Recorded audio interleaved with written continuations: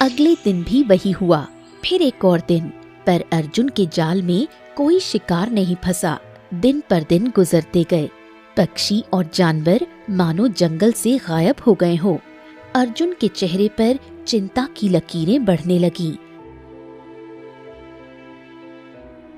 अर्जुन निराश होकर लौट रहा था कि तभी उसे धनीराम मिला। अरे अर्जुन भाई, कई दिन हो गए, अब तक कोई अच्छा शिकार नहीं लाया क्या? हाँ, क्या बताऊं धनीराम जी, पिछले कुछ दिनों से मेरे जाल में एक भी शिकार ही नहीं फंस रहा। समझ नहीं आता कि आखिरकार ये हो क्या रहा है। लगता है भैया कि तेरी कुंडली में कोई दोष आ गया है। अब मुझे कोई दूसरा शिकारी ढूंढना पड़ेगा।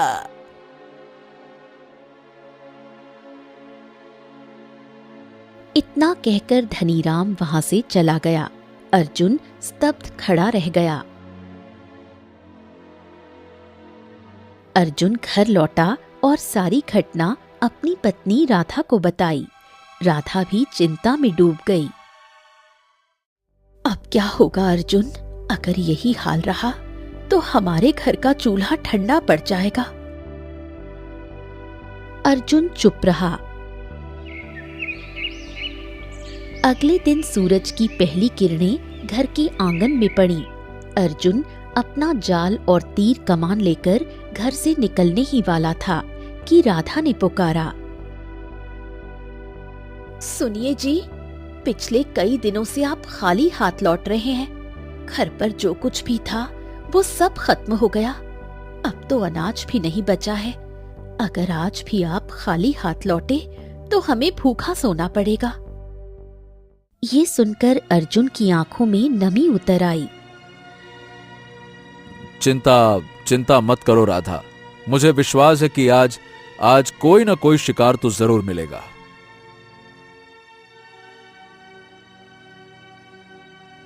अर्जुन घर से निकल पड़ा।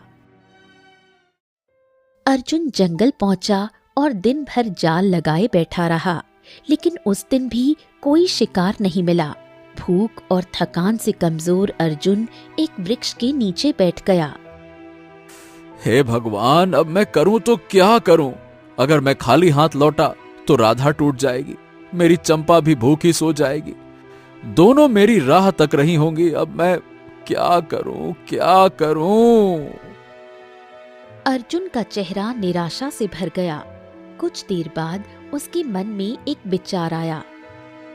हाँ, एक काम करता हूं, झरने के इलाके के पास जाता हूं, वहां जरूर कोई ना कोई शिकार मिलेगा। ये सही रहेगा। इतना कहकर वो तेजी से झरने की ओर चल पड़ा। कुछ ही देर में अर्जुन एक सुंदर झरने के पास पहुंचा। वो इधर